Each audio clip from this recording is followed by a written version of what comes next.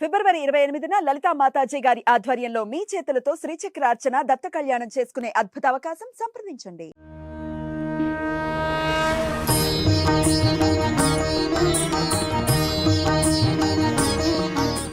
జెండర్‌తో సంబంధం లేకుండా అమ్మని పూజిస్తూ ఉంటాం. అవునా కాదా? అందరికీ నమస్కారం. వెల్కమ్ టు శరణాగతి మార్గం కార్యక్రమానికి స్వాగతం. ఆడవారైనా, మగవారైనా లక్ష్మీదేవి పూజ చేయడం అనేది మ్యాండేటరీ. స్వామిని ఎలా అయితే కొలుస్తామో అలా అమ్మవారిని మరీ ముఖ్యంగా లక్ష్మీదేవిని కొలవడం అన్నది ఆడ, మగ వ్యత్యాసం లేకుండా అందరం పూజిస్తుంటాం. కానీ కొన్నిళ్లల్లో కొంతమంది పెద్దలు ఎక్కువగా చెప్తూ ఉంటారు. జుట్లు విరబూసుకొని ఇంట్లో తిరిగితే లక్ష్మీదేవి ఇంటికి రాదు అని. సాయంత్రం పూట సూర్యాస్తమం అయిన తర్వాత జుట్టు విరబూసుకోకూడదు అని చెప్తారు. జుట్టు విరబూసుకొని పూజ చేయడానికి పనికిరాదు అని అంటారు. స్నానం చేయకుండా పొయ్యి ముట్టించకూడదు అంటారు. ఇట్లా బోలెడు రూల్స్ మగవాళ్ళకి చెప్తారో చెప్పరో తెలియదు కానీ ఆడవాళ్ళకి మాత్రం ఇలా చేయకూడదు, అలా చేయకూడదు, ఇలా చేస్తే లక్ష్మీ అనుగ్రహం ఉండదు, అలా చేస్తే లక్ష్మీదేవి ఇంట్లో నిలవదు, ఇన్ని చెప్తారు కదా. అసలు తెలుసుకుందాం. ఆడవాళ్ళగా ఎలా పూజ చెయ్యాలి, ఏం చేస్తే ఆ లక్ష్మీదేవిని మనం ఇంట నిలబెట్టుకోవచ్చు, ఒక స్త్రీ పాటించాల్సిన పద్ధతులు ఏమిటి, వీటి గురించి అడిగి తెలుసుకుందాం. వైష్ణవ సాంప్రదాయ ప్రచారకురాలు పద్మజ రామదాస్ గారు. అమ్మ నమస్కారం. నమస్తే అండి. అమ్మ, ఇవాల్టి టాపిక్ లో మీరు చెప్పే పాయింట్స్ ఏవైతే ఉంటాయో మాలాగా ఉద్యోగాలు చేసుకునే కూడా సరిపడా చెప్పండి, మరి అంత స్ట్రిక్ట్ గా చెప్పకుండా. అంటే లక్ష్మీదేవి ఊరికనే రాదు కదండి మరి.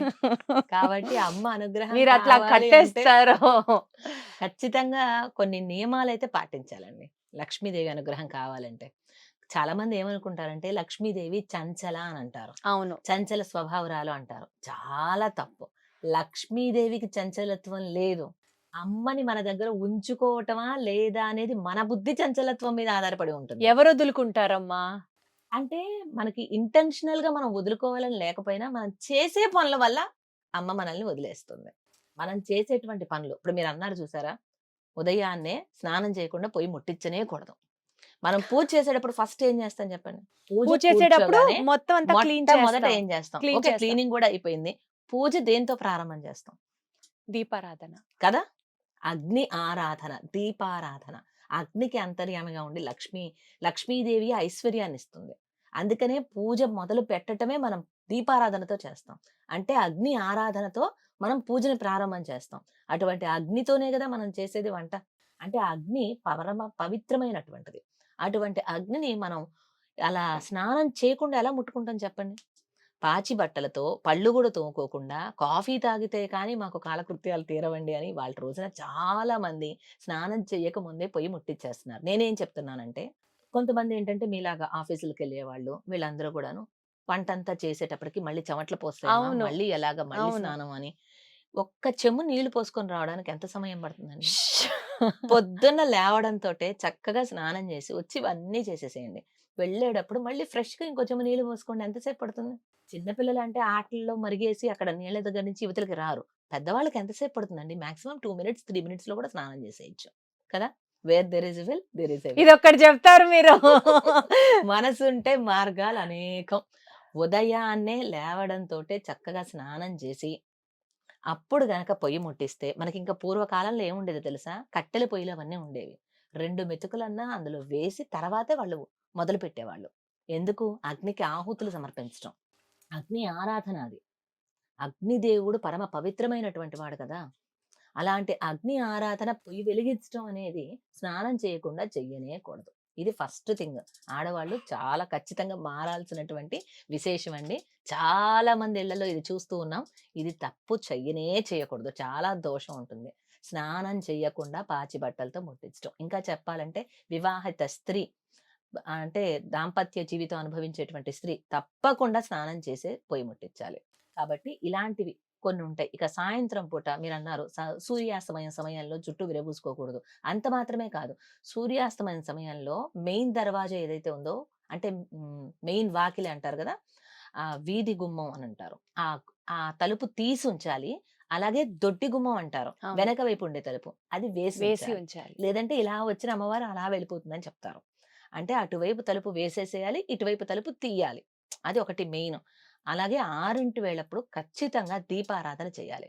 అట్లీస్ట్ లైట్ వేస్తారు. అందుకే మళ్ళీ చూడండి. అప్పుడు స్నానం లైట్ చేయాలిగా? వేసి కాళ్ళు అంటే మనం రెండవ పని చెయ్యకపోతే గనక కాళ్ళు కడుక్కొనన్నా చేయొచ్చు. కాలకృత్యాలలో 1, 2లో 2 గనక చెయ్యకపోతే మనం కాళ్ళు చేతులు కడుక్కొనన్నా దీపారాధన చేయొచ్చని చెప్తారు.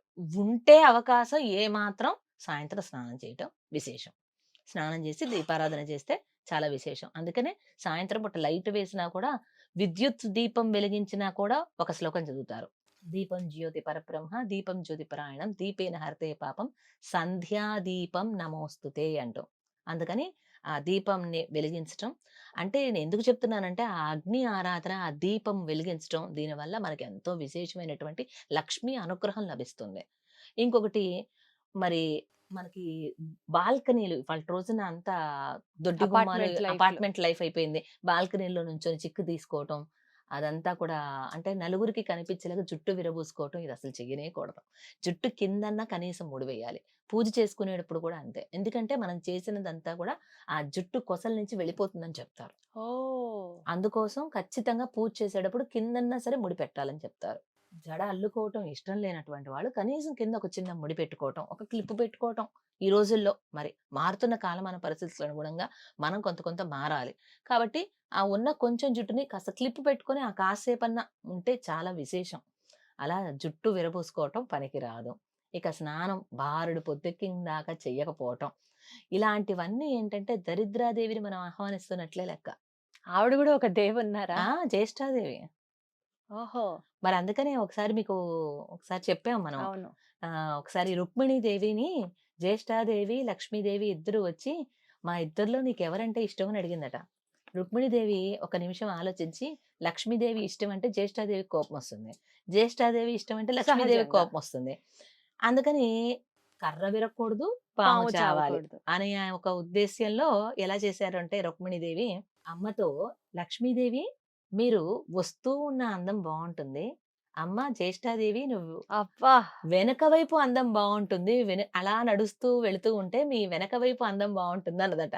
ఈమె వెనుక వైపు అందం బావుందని నడుచుకుంటూ వెళ్ళిపోయింది జ్యేష్ఠాదేవి. ఈమె వస్తూ ఉంటే బావుందన్నది కాబట్టి లక్ష్మీదేవి వచ్చేసింది చక్కగా. అబ్బబ్బబ్బబ్బా! ఏమన్నా అసలు. అలా జ్యేష్ఠాదేవి కూడా ఉంటుంది. దరిద్ర దేవత అని అంటారు. లక్ష్మీదేవి ఒక్కసారి తలుపు కొడితే జ్యేష్ఠాదేవి తలుపు తీసిందాకా కొడుతుంది.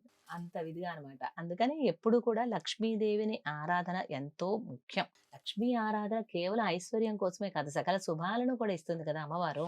దయా స్వరూపిణి. అమ్మ దయ మన మీద ఉండాలి ఎప్పుడు గూడాను. అటువంటి అమ్మ స్థిరంగా మన ఇంట్లో ఉండాలంటే కొన్ని కొన్ని అయినా మనం మార్చుకోవాలి. పొద్దున్నే లేవటం, స్నానం చేయటం. మీకు మళ్ళీ చేయాలంటే ఇంకొక చెంబు నీళ్లు పోసుకొని వెళ్ళిపోండి శుభ్రంగా. ఎంతసేపు చేయాలి స్నానం? కాబట్టి అంతా అయిన తర్వాత మళ్ళీ స్నానం చేయొచ్చు. ఇలా అలాగే ఆహారం తీసుకోవటం. చాలా మంది స్నానం చేయకుండా తినేస్తున్నారు ఈ రోజుల్లో. అవును. ఇలాంటివేవి పనికిరాదండి. మనకు భగవంతుడు 24 అవర్స్ ఇచ్చాడంటే ఆయన కోసం 24 మినిట్స్ మనం కేటాయించలేమా? భగవంతుడికి మనం ఆరాధన చేసి ఆయనకి సమర్పించింది మనం తీసుకోవాలి. ఎప్పుడైనా సరే మనం తినే ఆహారం భగవన్ నివేదితమై ఉండాలి. లేదంటే మనం తినేది ఎంత గొప్ప పోషక విలువలతో కూడి ఉన్నదైనా సరే అది విషంతో సమానం. మనం తినేది చెత్తే అయినా కూడా అమృతంతో సమానమవుతుంది. ఆ స్వామికి నివేదన చేసి మనం స్వీకరిస్తే. ఒకటి అంటే చెత్త అంటే చెత్త అని కాదు. తీసుకునే ఆహారం భగవన్ నివేదితమై ఉండాలి. లేని పక్షంలో ఇక అది పనికిరాదు. విషంతో సమానం. భగవంతుడికి నివేదన చేసిందే మనం స్వీకరించాలి. అది ఏ పూటైనా గాని, ఎప్పుడైనా గాని. అంత మంచి నీళ్లు తాగినా గాని ఆ స్వామికి చూపించి తీసుకోవాలి. అమ్మకి చూపించి నివేదన చేసి తీసుకోవాలి. అది ఎల్లవేళలా కుదరని పక్షంలో మనం బయటికి వెళ్తాము. అలాగా మీకు ఇప్పుడు ఆఫీసులకు వెళ్ళేటువంటి వాళ్ళు, అక్కడ మీరు మళ్ళీ అమ్మవారికి సమర్పించి తినటానికి కుదరదు. అంటే అంతర్యామిగా ఉన్నటువంటి ఆ స్వామికి హవిస్సులు సమర్పిస్తున్నట్లుగా భావన చేసి స్వీకరించాలి. ఈ విధంగా మనం చేసే ప్రతి పని భగవత్ స్వరూపంగా భావన చేసి, పుణ్యమైనటువంటి కార్యం చేసేటప్పుడు ఎంత శుచిగా, శుభ్రంగా చేస్తామో, అలా మనం గనక ఉన్నట్లయితే ఉదయాన్నే లేవడం, స్నానం చేయటం, చక్కగా స్నానం చేసి పొయ్యి ముట్టించడం, కాస్తంతన్నా పూజ ఒక 5 నిమిషాలు, 10 నిమిషాలు అలా మీకే స్తోత్రం రాలేదండి. జస్ట్ వెళ్లి దేవుడికి నమస్కారం చేయండి. అమ్మ నువ్వు చల్లగా ఉండు చాలు. మనమేం కోరికలు కోరక్కర్లా. అమ్మ చల్లగా ఉంటే ఆటోమేటిక్‌గా మనల్ని చల్లగా చూస్తుంది గదా! అమ్మ గదా ఎలా అయినా. అంతే. అంతే. కాబట్టి అమ్మ నువ్వు చల్లగా ఉండు. చక్కగా అమ్మ దగ్గర అంత కుంకుమ తీసుకొని పెట్టుకోండి చక్కగా. ఇది మనం చేయవలసింది. ఇంకా ఈ రోజుల్లో చెప్పాలంటే పుష్పాలు ఇవన్నీ ధరించడం అన్నీ మానేశారు. కానీ పుష్పాలు ధరించడం వల్ల కేశపాసం కూడా పెరుగుతుంది. దానికి చక్కని పరిమళం వస్తుంది. చక్కని మీరు చెప్పేటువంటి ప్యాక్స్ ఏవో వస్తున్నాయట ఈ రోజుల్లో. అవన్నీ ఏమి అవసరం లేదు. చక్కగా నిండుగా పూలు ధరించండి. ఈ రోజుల్లో పిల్లలు పూలు పెట్టుకోమంటే షేమ్‌గా ఫీల్ అవుతున్నారు. అవును. అవును. ఒకప్పుడు అంత ఒక్క పుష్పం అన్న అమ్మవారి దగ్గరిది తీసుకొని తలలో పెట్టుకోకపోతే బయటికి వెళ్ళేవాళ్ళు కాదు పెద్దలు. ఇప్పటికి కూడా కొంతమంది. అలా కొన్ని ఉన్నాయి. మనం అన్నీ ధరించవలసినటువంటివి. ఇక గాజులు ధరించటం, పసుపు రాసుకోవటం కాళ్ళకి, మెట్టెలు ధరించటం పెళ్ళైనటువంటి స్త్రీలు, నల్లపూసలు ధరించటం, తలలో పుష్పాలు ధరించటం ఇవన్నీ ఖచ్చితంగా చెయ్యాలి అని చెప్తారు. అడగండి ఇంకెందుకు ఆలస్యం? కాదమ్మా, హ్మ్. మీరేమో గాజులు ధరించడం అన్నారు. హ్మ్. కొంతమంది మరీ ముఖ్యంగా మట్టి గాజులే ధరించాలి పెళ్ళైన వాళ్ళు. హ్మ్. ఖచ్చితంగా 1 లేదా 2 బంగారం గాజులేసుకోండి, వజ్రాల గాజులేసుకోండి. 1 లేదా 2 అయినా సరే మట్టి గాజులు ధరించడం అది ఆ ముత్తైదుతనానికి అదొక ప్రతీక. ప్రతీక అన్నట్లుగా చెప్తారు. ఇందులో ఎంతవరకు మనం తీసుకోవాలి? అంటే సామాన్యంగా మట్టి గాజులు ధరించాలని చెప్తారండి. మనం ఒక చేతికి వాచి పెట్టుకున్నా సరే, ఒక్క గాజన్నా వేసుకో అని చెప్తారు. హ్మ్. మట్టి గాజులు ధరించడం శుభసూచకం. సుమంగళిత్వానికి సూచనగా చెప్తారు. అయితే కొన్ని కొన్ని సంప్రదాయాలు ఇప్పుడు మా సంప్రదాయం ఉంది. శ్రీ వైష్ణవ సంప్రదాయం. మా ఆచార్యులు చినజీయర్ స్వామివారు మాకు మట్టి గాజులు ధరించడం అనేది కూడదు అని చెప్పారు మా సంప్రదాయంలో. ఓకే. ఈ శ్రీ వైష్ణవ సంప్రదాయంలో కూడా ఒక్కొక్క ఆచార్యులు ఒక్కొక్క రకంగా చెప్తారు. వాళ్ళు పాటించేటువంటి వారి శాస్త్రాన్ని బట్టి అంటే ఇప్పుడు మనకి అనేక రకాలైనటువంటి శాస్త్రాలు ఒక్కొక్కళ్ళు ఒక్కొక్క సంప్రదాయాన్ని మనకి చెప్తూ ఉంటారు. మన ఆచారులు ఏది చెప్తే అది మనం పాటించాలండి. మాకు చినజీయర్ స్వామివారు మట్టి గాజులు వేసుకోకూడదు, నల్లపూసలు ధరించకూడదు అని చెప్పారు. అందుకోసం మేము వేసుకోం. ఎందుకు అనంటే దాని వెనకాల ఒక రీజన్ కూడా చెప్పారు. మట్టి మడికి పనికిరాదు. మట్టి పాత్రల్లో మనం వంట చేసినా కూడా ఆ పాత్ర వన్ టైమ్ యూజ్ అండి. Single use. అందుకని మళ్ళా రిపీటెడ్‌గా మళ్ళీ మనం దాన్ని వాడం. ఎందుకంటే ఆ మట్టి పాత్రలో వండింది ఒక్కసారికి మాత్రమే. రెండవసారికి పనికిరాదు. అలాగే మట్టి గాజులు కూడా పనికిరాదని చెప్తారు. ఇక నల్ల పూసలు అవి సహజ సిద్ధమైనటువంటి రంగు కాదు నలుపు అనేది. మిక్సింగ్ ఆఫ్ కలర్స్ వస్తుంది. కాబట్టి సహజ సిద్ధమైనటువంటివే మనం వాడాలనే ఒక ఉద్దేశ్యంతో మా ఆచార్యులు అలా చెప్పారు. కాబట్టి కొంతమంది అలాగా పాటిస్తాం మేము. ఏదైనప్పటికిని అంటే ఇప్పుడు నలుపు రంగు పనికిరాదు అంటే నల్ల పూసలు గూడా మీరు వేసుకోకూడదా? నల్ల పూసలు వేసుకోకూడదు. నలుపు వస్త్రాలు ధరించము. ఆ విధంగా. అంటే సహజ సిద్ధమైనటువంటి నలుపు ఓకే. జుట్టు నల్లగానే ఉంటుంది గదా! హ్మ్. అలా. హ్మ్. అది మన పనికిరాదని మనమేం అనుకోంగా. అర్థమైంది. మిక్సింగ్ ఆఫ్ కలర్ కాబట్టి సహజ సిద్ధమైనవి మనం ధరించాలి అనే ఉద్దేశ్యంతో ఆచార్యులు అలా చెప్పారు. సో, ప్రత్యేకంగా ఆచార్యులు చెప్పిన దాని ప్రకారం ఫాలో అవ్వడం ఎవరికి సూట్ అయింది వాళ్ళకి అంతవరకు బెటరు. ఆచారులు ఏది చెప్తే అది పాటించాలి. అది ఏది ఏ సంప్రదాయమైనా, ఏ ఆచారులైనా ఆచార్యులు చెప్పారంటే ఎందుకు, ఏమిటి, ఎలా క్వెషన్ గూడా వేయనవసరం లేదు. కాకపోతే చాలా మంది నన్ను అడుగుతూ ఉంటారు. మీరెందుకండి మట్టి గాజులు వేసుకోరు? మీరెందుకండి నల్ల పూసలు ధరించరని. దానికోసం ఇట్లాగా ఆహ్, వివరం తెలుసుకొని ఆచార్యుల ద్వారా అందించడమే అవుతుంది తప్ప, ఆచార్యులు చెప్పారు అంటే ఇక బ్లైండ్‌గా వెళ్ళిపోవాలి. వెళ్ళిపోవాలంతే. క దానికొక రీజన్ ఉంటుంది. అమ్మ ఇప్పుడు మీరు చెప్పినటువంటి ఈ స్టెప్స్ ఏవైతే ఉన్నాయో, స్నానం చేసి పొయ్యి ముట్టించాలి, సాయంత్రం పూట కూడా దీపం పెట్టాలి, జుట్టు వదలకూడదు, ఇవన్నీ ఉన్నాయి. ఓకే. మీరు ఇంకొక మాట గూడా అన్నారు. ఇంటి కాలం ముందు కల్లాపి ముగ్గులు జల్లి వేయాలి. ముగ్గులు వేసుకోవాలి. కల్లాపి అంటే పోనీ ఈ రోజుల్లో కుదరని పక్షంలో కనీసం శుభ్రం చేసి ముగ్గు. ఇంటి గడప దాటేటప్పుడు ఆ ఇంటి పెద్ద గాని, మగవారు గాని గడప దాటేటప్పుడు అక్కడ ముగ్గు లేకపోతే అది గూడా అరిష్టమే. చక్కగా అంటే పొద్దున్నే శుభ్రం చేసుకోవాలి. ఇల్లు శుభ్రం చేయాలి. ఇల్లు శుభ్రంగా లేకపోతే లక్ష్మీదేవి ఎక్కడుంటుంది చెప్పండి? కాబట్టి ఇల్లు శుభ్రం చేయాలి. చక్కగా ముగ్గు పెట్టాలి. అప్పుడే మనం మగవారు ఇంటి నుంచి బయటకు వెళ్ళటానికి ఉంటుంది. సో, ఇప్పుడు మీరు చెప్పినటువంటి ఈ పనులన్నీ చేయడానికి హ్మ్. ఇవాల్టి రోజున నిజంగా నైట్ షిఫ్ట్‌లు, డే షిఫ్ట్‌లు మళ్ళీ మీరు where there is a will there is a way అనొద్దు కానీ చెప్తున్నాను మీకు. హ్మ్. బట్ ఇట్లాంటి షెడ్యూల్స్‌లో ఇట్లా బిజీగా ఉన్నప్పుడు మనకి యద్భావం తద్భవతి అని ఆ! అంటారు కదా! అవును. మనసులో ఉద్దేశం మంచిదే అయి ఉంటుంది. హ్మ్. లక్ష్మీదేవిని నిలుపుకోవాలి, లక్ష్మీదేవిని ధ్యానించాలి, ఆవిడని స్తోత్రం చేయాలి. ఇట్లా ఉద్దేశాలు మంచివే అయితాయి. కానీ ఇలా చేయలేని పక్షాన అప్పుడు అమ్మ కరుణించదా? ఎ చాలా దయాగుణం ఉన్నటువంటి తల్లి అని గూడా మనమే చెప్తాం కదా! మరి ఇట్లా డిసిప్లిన్డ్‌గా ఇట్లా ఫాలో అయితేనే నేనుంటాను అని అంటుందా అమ్మ? అమ్మ ఒక్కటి ఇప్పుడు చెప్పుకున్న దాంట్లో మీరెంత జాబ్ చేసేవాళ్ళైనా దానిలో చేయలేనిదేముంది చెప్పండి? హ్మ్. లేవడంతోటే ఓ చెంబు నీళ్లు పోసుకొనొచ్చి మనం ముట్టిచ్చిన దానికి ఒక 5 నిమిషాలే గదా తేడా. హ్మ్. మనకి అమ్మ అనుగ్రహం ఎప్పుడు చూపిస్తుంది. పాపానాం వా శుభానాం వా మదనహాణం ప్లవంగమా కార్యం కరుణమార్యేణ న కశ్చిన్నాపరాజతి అంటూ చెప్పినటువంటి అమ్మ ఇలా లేకపోతే మనల్ని అనుగ్రహించదనే పాయింటే లేదు. లేదు. అనుగ్రహిస్తుంది. కానీ అమ్మ ముఖోల్లాసం కావడం కోసం, అమ్మ చక్కగా మన మధ్య ఉండడం కోసం, అమ్మే వచ్చి వేంచేసి ఉన్న ఇంట్లో మనం ఇలా ఉంటామా? ఏవండీ ఇంటికి ఎవరైనా అతిథి వస్తున్నారంటే ఇల్లంతా శుభ్రం చేసుకోమా? చేస్తాం. మన 100%. అమ్మ లక్ష్మీదేవి మన ఇంట్లో కొలువు తీరి ఉన్నప్పుడు మనం ఇలా ఉంచుకోవచ్చా? ఉమ్. అమ్మ వెళ్ళిపోతుందనే భయంతో కాదు, అమ్మ ఉన్నందుకు అమ్మకి గౌరవార్థంగా చేయండి. కరెక్ట్. అమ్మ దయాస్వరూపిణి. మైండ్ మీరు సెట్ ఇలా ఇట్లా ఉన్నా ఉండాలి. లేకపోయినా అమ్మ అనుగ్రహిస్తుంది, నేను కాదనను. అలాంటి కానీ అమ్మ కోసం మనం ఈ మాత్రం చేయలేమా? మనకు అన్ని ఇచ్చే అమ్మకి ఈ మాత్రం మనం చేయలేం. ఒక 5 నిమిషాలకే మీకు తేడా వచ్చేది సమయం. అవును. ఇల్లు శుభ్రం చేసుకోవటం ముందు రోజు రాత్రే చేసేసుకోవచ్చు కావాలంటే. అవునా? అంటే మరీ బాగా తెల్లవారుజామున షిఫ్ట్ ఉన్నటువంటి వాళ్ళు.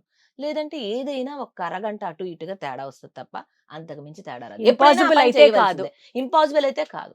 ఏదో మన అంతరిక్షానికి వెళ్లి చేయమన్నదేం గాదుగా.